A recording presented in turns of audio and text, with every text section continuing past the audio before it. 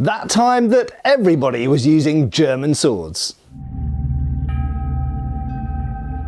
Okay, maybe not everybody, and in fact this goes back a long way. So there was a period of time, we're going to primarily look at here the 17th to the 19th centuries, when German sword blade manufacturing really dominated in the world. That's not to say literally everybody was using German swords, but we're going to look at examples here from Asia, Europe and India all at the same time, all using the same German sword blades. You can think of this a little bit like people using German cars in different parts of the world and things like that, but in this period, in the 17th and 19th centuries, people in different countries used different styles of sword and different types of hilt. This is an Indian sword. Well, it's a German blade, but we'll talk about that in a minute. It's an Indian style of sword, so if you saw this in an auction catalogue or at an auction in a shop, whatever, this would be described as an Indian Farangi. Okay, the Farangi, excuse my pronunciation, but essentially means foreign in India. It's from a Persian word which originally means Frankish, and Franks was the term used to describe basically anybody from Western Europe, going all the way back to the period of the Crusades, in fact before that. Now, there was a period of time in between the 17th and 19th centuries when German industrialization was so mighty, and Germany was such a, well, before it even was a unified country, but as a region was so potent at mass manufacturing that it really dominated the sword blade exports of a whole swathe of the world. It's not to say other people didn't also manufacture and export sword blades. The British did, the French did, the Spanish, even the Indian nations did produce sword blades that were exported, for example, to Persia as well, Iran. But Germany really outstripped everybody, even to the point that in Britain, for example, we were importing so many German sword blades, primarily from Solingen, that in some places and sometimes they were more common than the native-made blades. Now, a lot of people, I think, in the past have suggested that it was because the German blades were better. In actual fact, numerous things, I'm not going to go into a huge amount of depth, but numerous things demonstrate that that's not the case. This is really a matter of economics. So in the same way that in the modern world, lots of electronics, for example, are manufactured in China. In fact, lots of things are manufactured in China, and it's for economic reasons. It's not because China necessarily makes better electronics, it's purely because they can make good enough electronics that will pass the quality control tests, but they can make them way cheaper than other people can. And this was the case with particularly Solingen-made sword blades in the 17th and 19th centuries. But this also goes further back. In fact, if we go back into the mists of time, into the so-called Dark Ages, the early medieval period, so the post-Roman era, we actually find that huge numbers of Migration era and Viking era sword blades, whether you're looking in England or in what's now France or Scandinavia, all the way down to Italy, were actually made in the Rhineland of what's now called Germany. Obviously, Germany, when I say Germany, consider the area of what we now call Germany. Obviously, German unification didn't happen until the late 19th century, but the area that we now know as Germany. And the most famous blade making centre was Solingen, so much so that lots and lots of blades have the word Solingen written on them. You can find swords from the English Civil War in England, you can find swords in India, all with the word Solingen written on.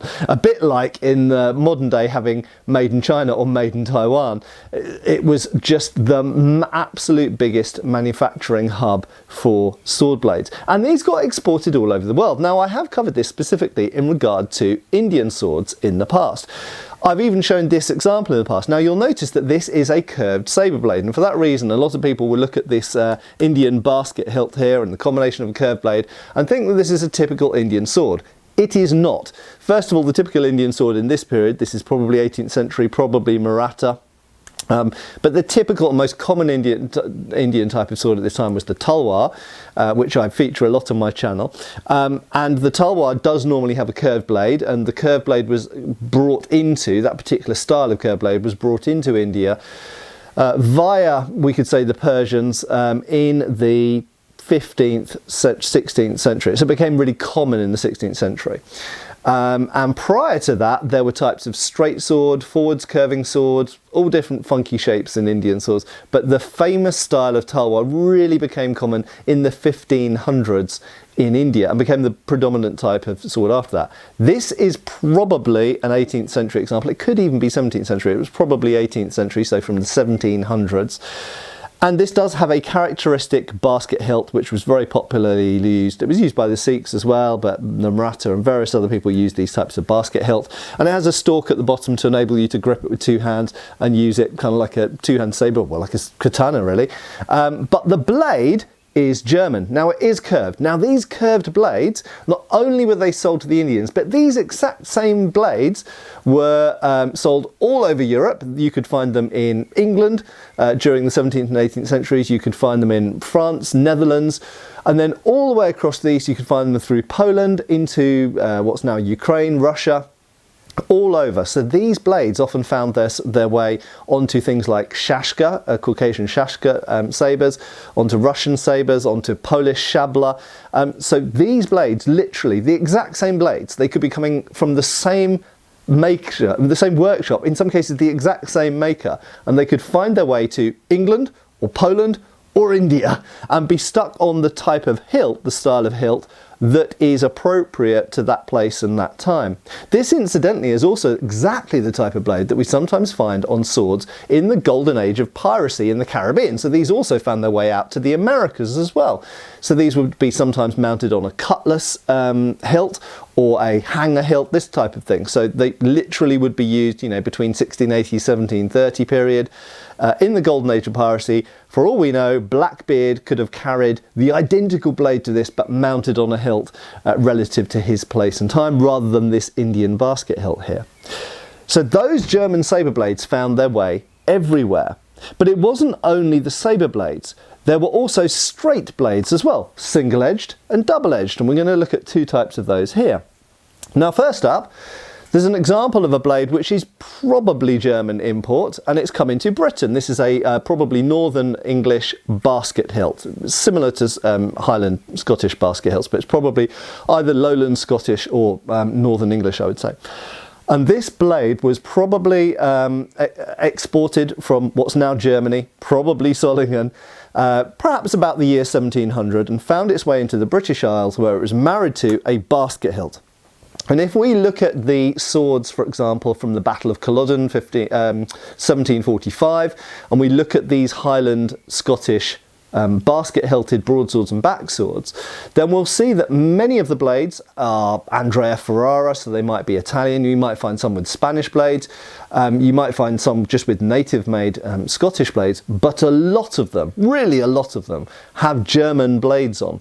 And this is an example of a German blade backsword that has been imported into Britain and fitted onto a native hilt, that is a British hilt.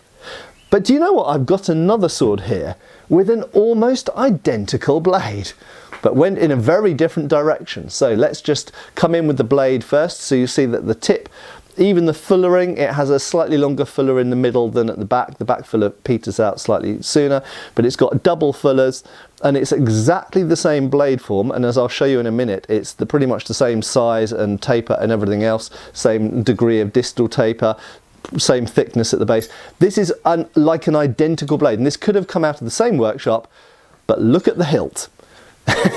It's Indian. So this is literally the same type of blade. It could have been made, for all we know, in the same year, in the same workshop, in the same bit of Germany, probably Solingen.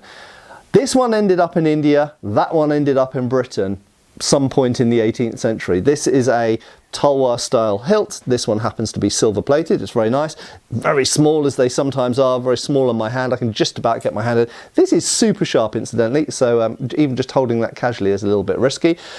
But this is essentially a backsword blade, exactly like we find used in Britain and Germany and France, but also places like Poland and all the way across to Russia, fitted into Palash hilts, and in India, and sometimes even in China as well. Sometimes you find these mounted up on Chinese swords, sometimes on Tibetan and Bhutanese swords. So they found their way right into Asia, and they're not always mounted on a conventional sword like this. Sometimes we find blades like this, usually double-edged, on things like the Indian pata, the gauntlet sword. But just to really emphasise how similar these two blades are, let's just put them side by side. I mean, they literally could have come out of the same workshop. They're even the same length.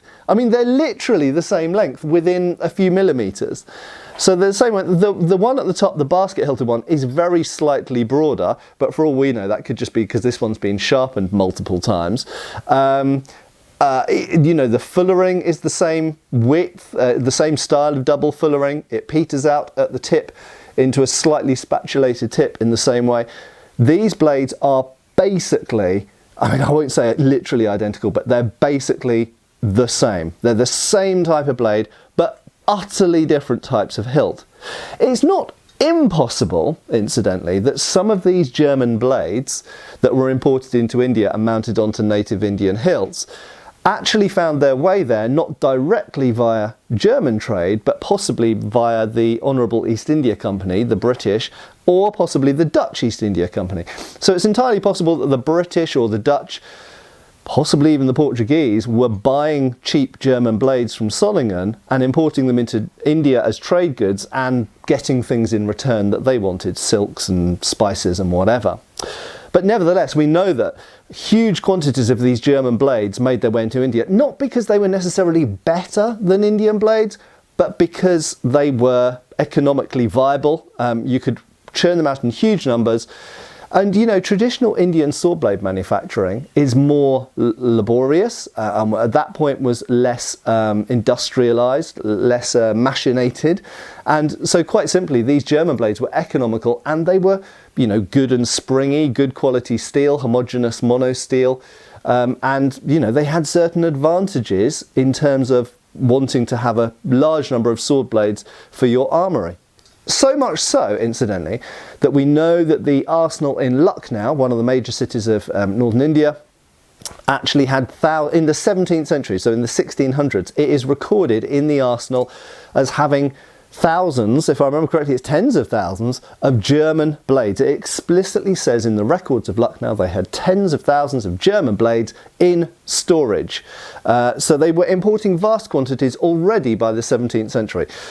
We know this was still the case going into the 18th century, and we look at lots of Indian swords, talwars, pata, all sorts, sozam pata, all different types of Indian sword. A lot of them, I won't necessarily say most, but a lot of them have German-made blades on Indian hilts. And finally, this is another type of sword we have looked at on the channel before, but it's representative of African swords, and just to really reiterate this point. This is the Sudanese Kaskara. And these blades are, as to borrow an expression that Ewart Oakeshott used to like to use in his books, like peas in a pod. It's not to say all Kaskara have the same style of blade, but a lot of them have this style of blade. You will notice that it is characterised by having multiple fillers at the base that lessen in number, end up with one going up to there, and then the last part of the blade is unfillered. And not only do they have the same fullering style in general appearance, they often have the same decoration, which we'll look at in a second, but they also have the same size. These tend to be quite regular in size, about 35, 36 inch blade, long, so they're quite big blades, parallel edges, and you'll notice they often have this little moon symbol here, which I have heard say possibly originates in part of Italy in the 16th century. We do find it on some 16th century swords from Italy. It's possible it originated in Milan or possibly Venice, possibly Genoa. We don't really know. I've seen different theories. Maybe there's newer research that I haven't seen on that. But nevertheless, we know from period records in the 19th century, explicitly, and these are British records, explicitly stating that most Sudanese dervishes, as they called them, had swords with German blades, and these same blades were imported, or exported rather, to various areas. So they sometimes found their way onto, sometimes onto Indian swords, sometimes onto other sort of Arabic countries and Persia, but most famously also to Oman. So the Oman Arabs used swords with a different style hilt, but basically the same style of blade. And there were similar blades on the Takuba as well, found it in another part of the Sudan. and even over in Ethiopia and places like that. And most of the Ethiopian swords had imported German Solingen blades on. Moreover, we also know that there were huge numbers of exports of Indian blades going to China at the end of the 19th century as well, and the beginning of the 20th century, so much so that German swords, Prussian in particular, seem to have influenced some of the designs. For example, Miao Dao. Miao Dao often has a pipe back blade, and as far as we can tell, it gets the pipe back blade after German swords have been imported with pipe back blades.